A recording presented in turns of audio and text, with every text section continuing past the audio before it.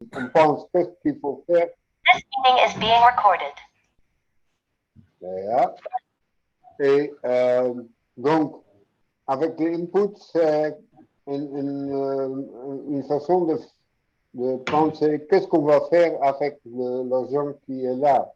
Mais avec le FBR, c'est plutôt une vision comment arriver à des résultats, à des meilleurs résultats. Parce que le plus de résultats, le plus de financement, une fois acquis.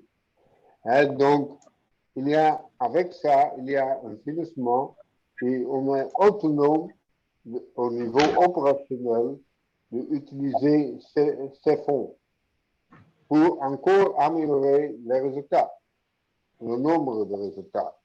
Donc, c'est vraiment une dynamique différente qu'avec le financement par input. OK. Donc, comme nous sommes là maintenant avec le niveau opérationnel, on va traiter surtout comment faire pour arriver à un financement meilleur. Et ça, c'est aux bases de meilleurs résultats. Donc, c'est ça le sujet d'aujourd'hui. Donc, on attend la présentation de Picasso.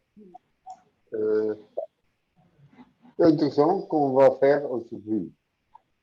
Pour pas dire que en mars, on a planifié la dernière partie, de moitié de mars, pour faire la deuxième formation face à face dans le pays. Et donc, il faut se préparer à ça, bloquer dans l'agenda, et on va vous envoyer des informations un peu plus tard. Merci et bonne session. Ok. Merci, Dr. Tonen. Je ne sais pas si Dr. Traoré a un mot à ajouter avant qu'on ne donne la parole à l'équipe de Sikasso pour partager ce qu'ils ont préparé dans le cadre de ce sujet en lien avec le financement voilà, de la santé. Ok, merci. Bonjour tout le monde. Surtout pour remercier tous ceux qui sont là, et particulièrement aussi l'équipe de Sikasso qui a bien voulu accepter, échanger, présenter, pour préparer quelque chose pour échanger avec les autres. L'objectif de ces sessions de coaching, l'un des objectifs, c'est la participation. Donc, il y a une équipe qui prépare quelque chose, les autres réagissent.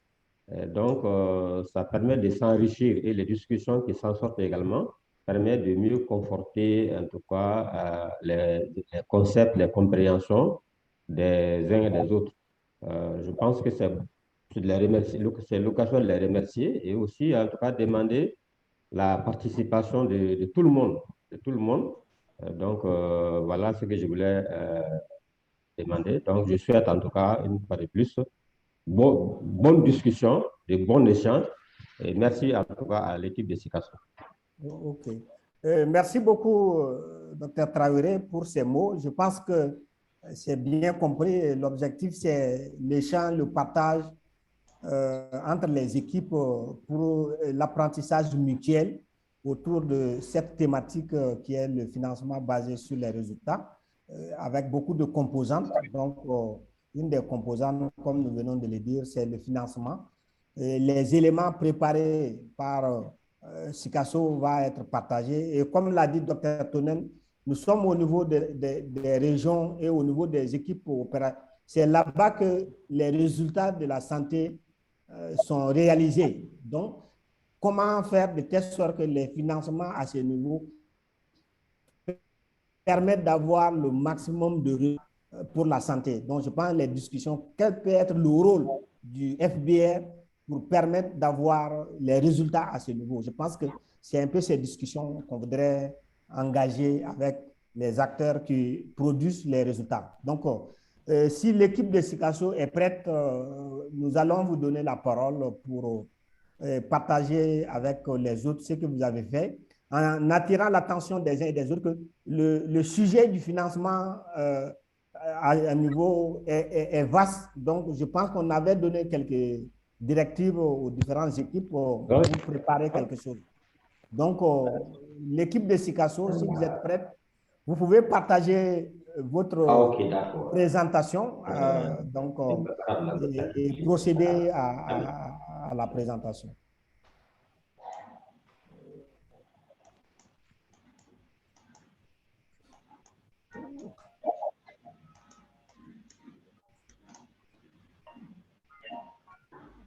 Je suis en Zoom. Après, je te rappelle, je suis en Zoom. Ok, donc merci à toutes et à tous.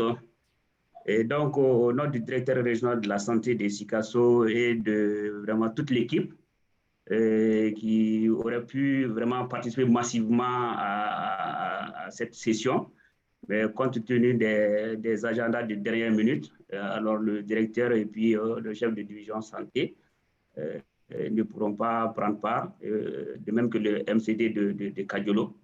Le comptable matière va certainement prendre le train en marche. Donc, c'est vraiment un honneur vraiment de partager avec l'ensemble des participants, en tout cas les réflexions de la région de Sikasso par rapport au financement basé sur les résultats dans le cadre du coaching du FBR, donc pour le niveau opérationnel.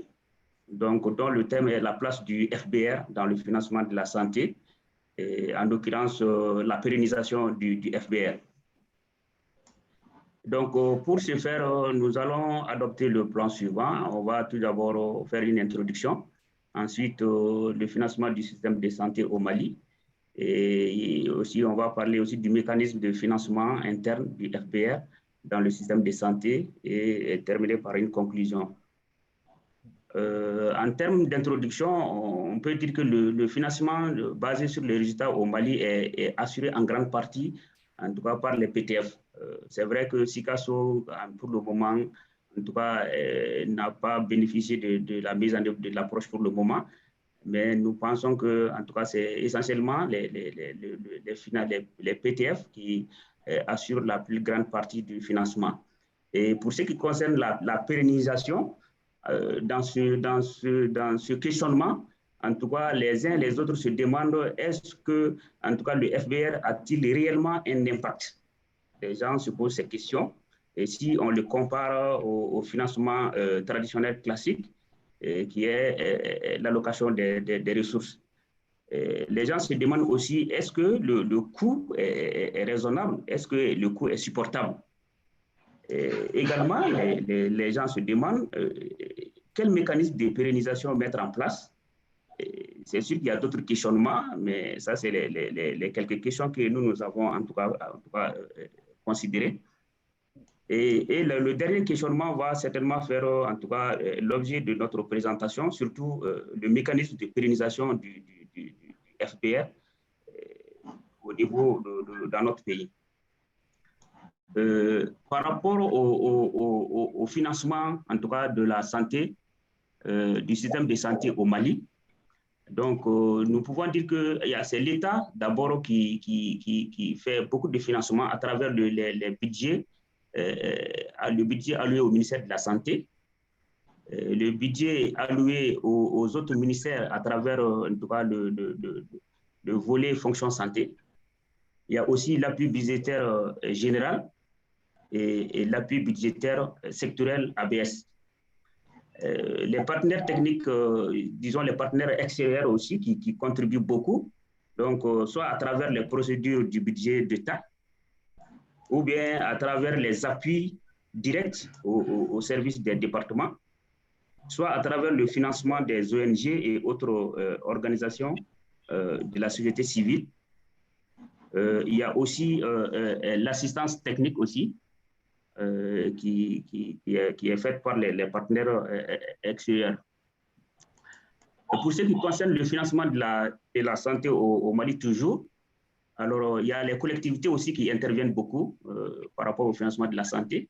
Il y a aussi les assurances et mutuelles comme la CANAM, l'INPS, la Caisse malienne de sécurité sociale, l'ANAM et les mutuelles de santé. Il y a aussi les bénéficiaires, les individus qui payent aussi directement à travers les frais des médicaments ou bien les frais des actes. Par rapport au mécanisme de financement interne du FBR dans le système de santé, donc nous pensons que pour mettre en place un mécanisme de financement interne du FBR, il y a un certain nombre d'actions qu'il faut certainement entreprendre. Et nous avons pensé à un certain nombre que nous allons partager avec vous, dont la liste est là, que nous allons voir en tout cas dans les détails. Il faut d'abord, nous pensons que, en tout cas, pour mettre en place en tout cas un mécanisme pérenne de financement basé sur les résultats, nous pensons qu'il faut tout d'abord faire l'analyse, n'est-ce pas, de la structure du financement public de la santé. Et c'est là, à travers l'évaluation du système d'allocation des ressources, qui est en tout cas le système classique qui est là. Donc, les ressources sont allouées à l'avance et les activités sont menées. Il y a lieu quand même d'évaluer un peu pour voir les forces, les faiblesses, les limites, l'efficacité et l'efficience, entre autres, pour voir si les ressources qui ont été injectées dans ce financement, est-ce que les résultats, qu'en est-on par rapport aux résultats? Est-ce qu'on a vraiment, quels résultats on a atteint avec ce financement? Il y a lieu vraiment de se poser des questions et d'avoir des informations par rapport à ça. Également, il faut aussi évaluer les gratuités des services de santé. Notre pays a accordé la gratuité par rapport à un certain nombre de choses, de maladies comme le VIH, par exemple, en 2004, la césarienne, ça c'est en 2005. Il y a aussi la prise en charge du paludisme, je crois que ça c'est en 2007 et d'autres. Donc, il y a lieu aussi de voir au regard des ressources qui sont injectées dans ces gratuités-là. Alors, quels sont les résultats qu'on a pu obtenir? Est-ce que ça a eu vraiment un impact par rapport à l'amélioration de la santé de la population? Donc ça, c'est des choses, des informations certainement qu'il faut avoir au préalable, vraiment pour en tout cas avoir des arguments, en tout cas pour aller évoluer vers en tout cas l'utilisation des ressources internes ou les ressources propres dans le cadre du financement basé sur les résultats. Donc il faut aussi également identifier les zones ou en tout cas les poches d'inefficience des ressources. Au regard de l'évaluation dans la diapositive précédente, donc cela doit nous permettre à travers, en tout cas, l'évaluation d'un certain nombre d'indicateurs par rapport à l'évolution dans le temps, et savoir si effectivement ces ressources qui ont été allouées, qu'en est-on par rapport aux résultats. À ce niveau également, il faut voir l'accessibilité aux services de santé, évaluer la couverture géographique, la couverture maladie à travers, en tout cas, l'AMO, le RAMED ou bien les mutuelles. Il y a aussi la gestion et la motivation du personnel. Il faut essayer aussi de voir aussi qu'en est-on par rapport à la gestion et la motivation du personnel, en tout cas qui est capital, en tout cas par rapport à l'offre des services de santé. Et également, nous pensons qu'il faut définir les besoins, voir les gaps annuels de financement du FBR. Et c'est là, en capitalisant les expériences des pilotes du FBR qui ont été mises en œuvre dans notre pays, dans les régions, comme à Koulikoro. Et également, les expériences actuelles aussi, il faut aussi les capitaliser pour en tout cas mieux évaluer les besoins.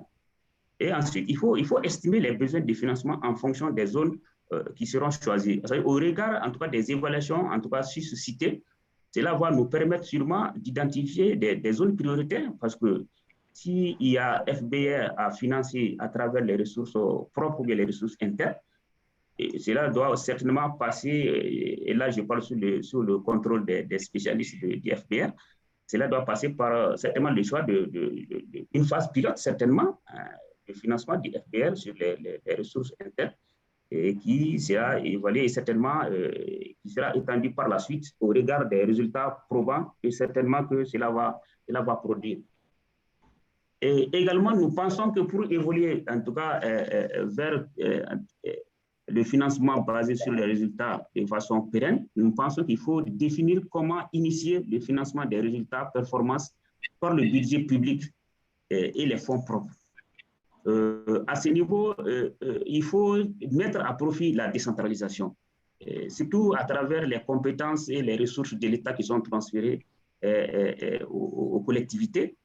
Il faut penser à voir à quelle démarche il faut entreprendre, n'est-ce pas, pour l'érection de certaines lignes budgétaires qui existent déjà, qui ont été transférées aux collectivités, comment les ériger en ligne FBR, et c'est là pour permettre aux collectivités de pouvoir signer des contrats de performance avec les prestataires, que ce soit au niveau des centres de santé communautaires et même au niveau CCRF, à travers les conseils de cercle. C'est vraiment de voir comment ces lignes transférées peuvent être érigées en ligne FBR, en tout cas pour permettre vraiment la signature des contrats de performance entre les collectivités et les différents services, les prestataires de services par niveau. Nous pensons également qu'il faut prendre en compte aussi le FBR dans les PDSEC des communes. Et ça aussi, c'est un processus. En tout cas, les PDSEC, par moment, au niveau des communes, sont élaborés. Et c'est l'occasion, en tout cas, pour capaciter ces gens et également pour qu'ils puissent prendre en compte, en tout cas, le financement basé sur les résultats dans leur PDSEC. Et à ce niveau, le financement va être certainement aussi facile, parce que si c'est dans le PDSEC des communes, alors ça devient vraiment défendable auprès d'autres partenaires ou bien auprès de l'État. Nous pensons également qu'il faut adapter la CAM, la Convention d'assistance mutuelle, qui est un contrat entre la mairie et l'ASACO. C'est vrai que l'état actuel de la CAM, c'est vrai que c'est un contrat, mais nous pensons que ce contrat n'est pas adapté au principe du FBR. Nous pensons qu'il faut en tout cas un processus d'adaptation de cette convention d'assistance mutuelle, en tout cas sous forme de contrat de performance, pour que, en tout cas, ce contrat de performance soit en tout cas signé entre la mairie et la SACO, pour que la mairie puisse payer la SACO au regard des résultats atteints, que le financement soit en fonction des objectifs que la SACO aura atteints pour pouvoir bénéficier du financement. Alors, nous pensons également qu'il faut aussi utiliser les ressources propres, surtout des entités comme les ASACO. Les ASACO génèrent des ressources propres. Donc, nous pensons qu'avec ces ressources propres aussi, il faut imaginer et penser à la possibilité aussi de faire des contrats de performance entre l'ASACO et son personnel. Par exemple, l'ASACO peut acheter, par exemple, le nombre d'enfants complètement vaccinés. Le nombre d'enfants complètement vaccinés, ou bien le nombre de femmes, voilà.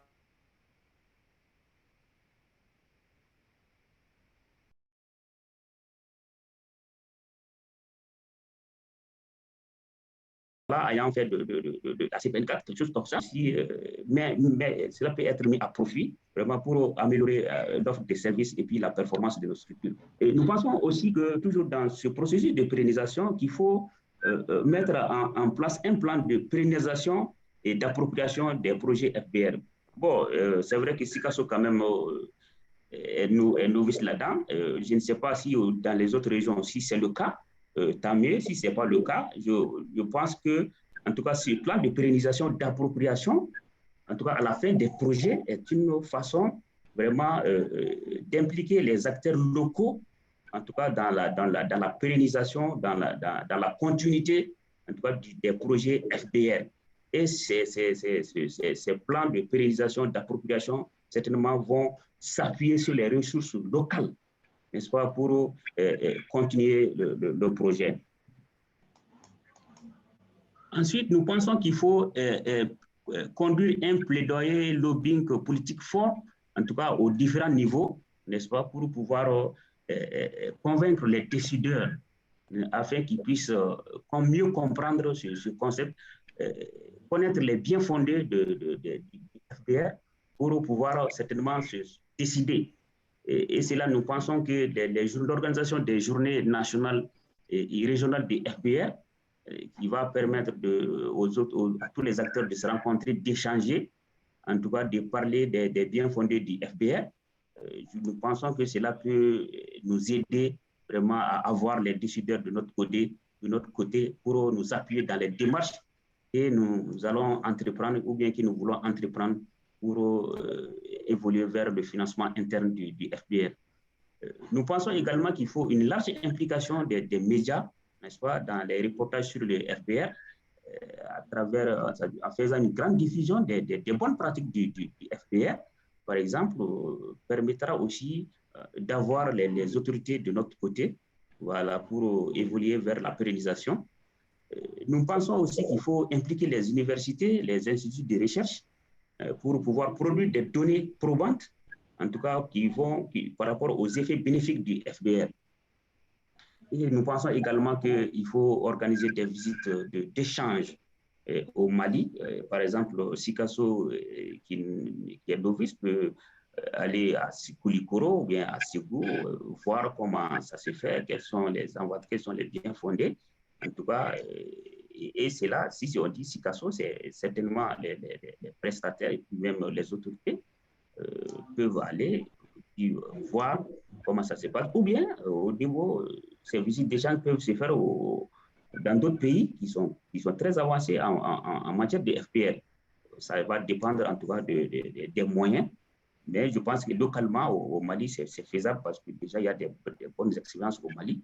Donc, ces visites d'échange aussi peuvent permettre d'avoir, en tout cas, les autorités de notre côté pour évoluer, en tout cas, dans notre dynamique.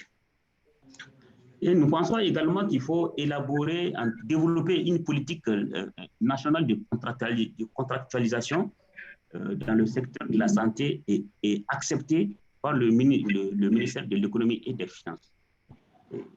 Et ça, c'est parce que pour faciliter tout ce qu'on a dit en haut, je pense qu'il faut une véritable politique, n'est-ce pas, dans ce sens-là.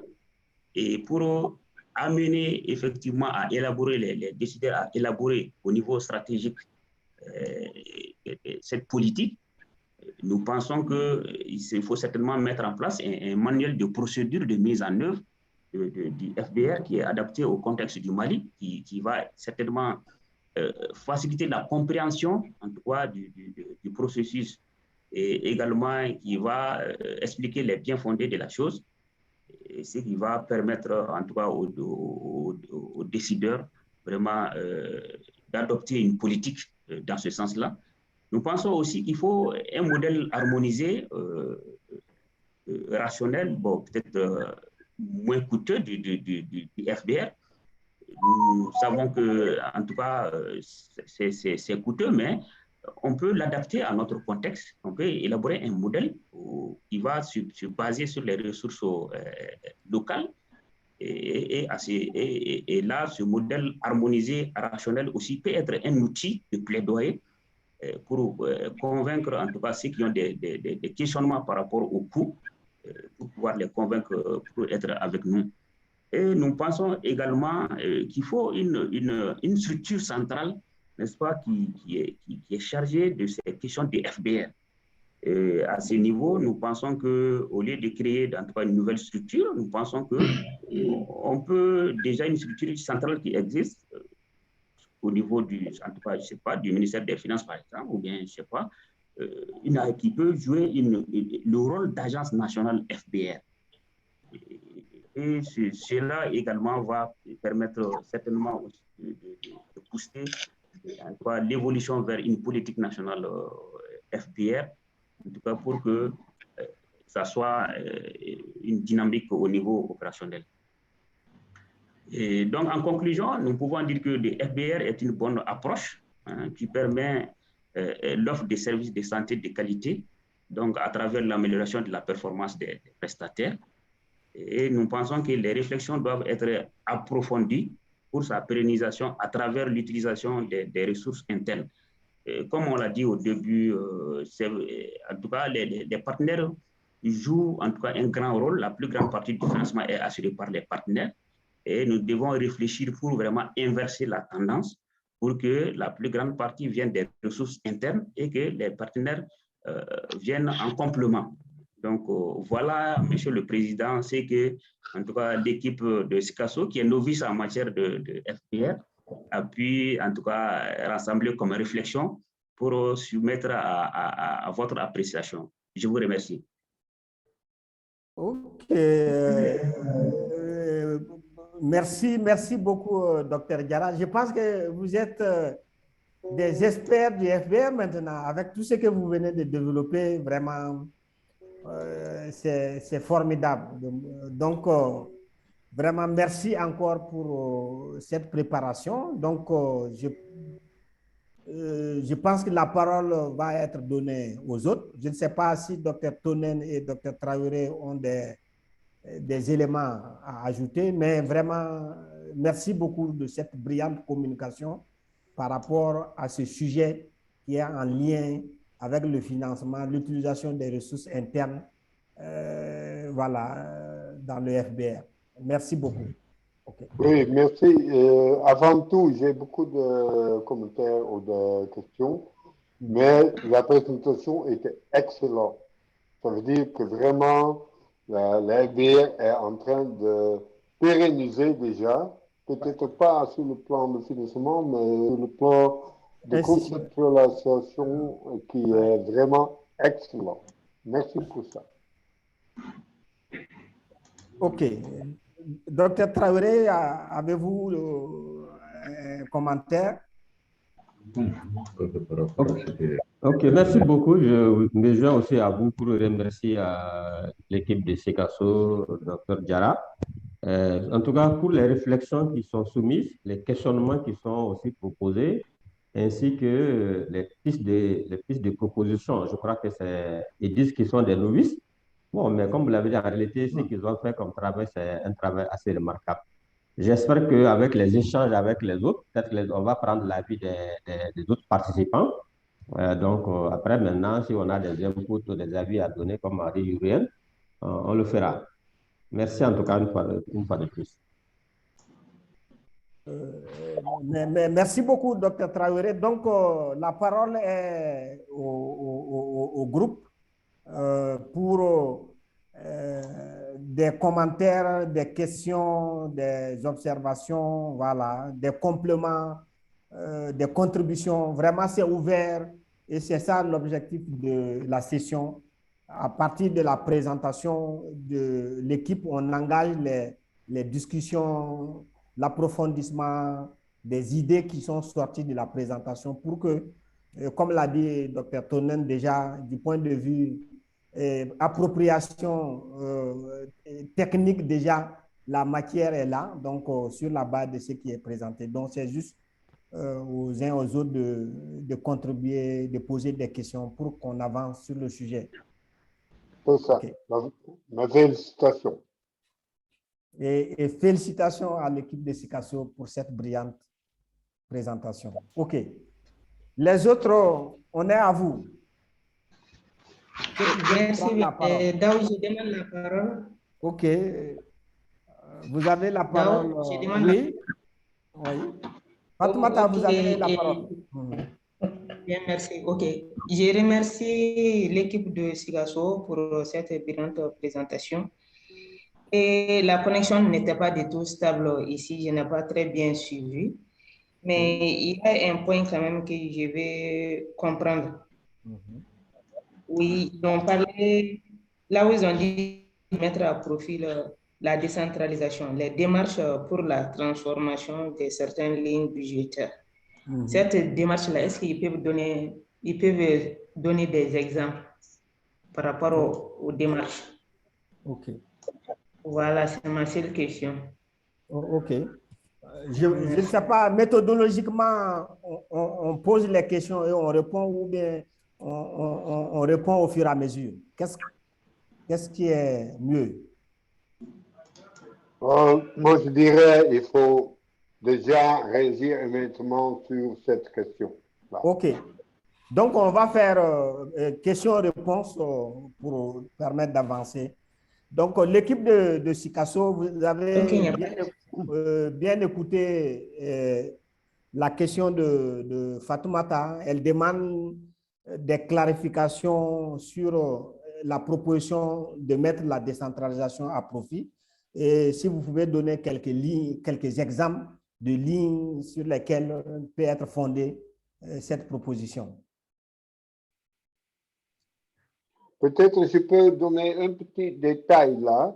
Ce qui est marrant parce que le CAM était à la base de la première expérience de FBR à Colicro, à Joyla. Et on a dit, le CAM, c'est bien, il y a un contrat entre les trois partenaires. Mais qu'est-ce qui se passe quand ça marche avec le contrat et qu'est-ce qu'on fait qui ça ne marche pas? Et à ce moment, la réponse était FBR.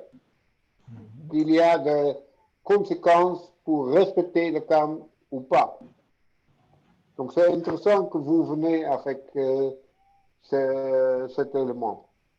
Ok. Ok, merci pour cet élément. Sur cet aspect également, je vais contribuer. Tout ça est en lien avec la décentralisation, mais on va demander à Sikasso de donner quelques éléments de réponse à la question de Madame Dienta. Ok, merci Madame Dienta pour la question par rapport à la démarche qu'il faut certainement entreprendre pour l'élection. Nous pensons que tout d'abord, par rapport aux lignes transférées, par exemple, si la ligne, par exemple, contre la lutte contre la maladie, par exemple. Donc, au lieu que cette ligne soit donnée comme ça, on doit, normalement, dans le cadre du FBR, c'est des objectifs certainement qui doivent être fixés, n'est-ce pas, pour que, en tout cas, le financement soit fait conformément à l'atteinte des objectifs, comme le dit les principes du FBR. Maintenant, la négociation, bien sûr, c'est au niveau central. Comme on l'a dit, c'est des réflexions. Donc, nous pensons que c'est avec ces éléments, c'est-à-dire avoir des faisant comme ça, nous pouvons améliorer comme ça. Nous pouvons améliorer à ce niveau. Ce que le niveau opérationnel peut faire, c'est de développer des outils de plaidoyer, des arguments, certainement pour proposer au niveau stratégique, qui va certainement, en tout cas, faire la négociation, parce que l'élection de ces lignes en FBR au-delà, ça dépasse le niveau opérationnel. Ça, c'est bien sûr le niveau stratégique. La négociation, c'est fait au niveau stratégique, mais le niveau opérationnel peut apporter des arguments, n'est-ce pas, proposer des arguments pour, en tout cas, faciliter le plaidoyer pour l'élection de ces lignes en ligne FBR. Ça, c'est vraiment un élément, par exemple, qu'on peut donner dans la démarche. Mais on n'a pas réfléchi en tout cas, par rapport à la démarche qu'il faut entreprendre dans sa globalité pour l'élection des lignes existantes en ligne FBR. On n'a pas vraiment réfléchi. Mais nous pensons que, comme ça, ça peut faire partie de la démarche d'évoluer vers l'élection de ces lignes en ligne FBR en élaborant des arguments. Trop de microphones ouverts là. Docteur Diarra, excusez, on va demander à Fatmata de fermer son micro. Est-ce que docteur Fatmata après le bac, le microphone. Est-ce Madame Sogodogo peut fermer son micro?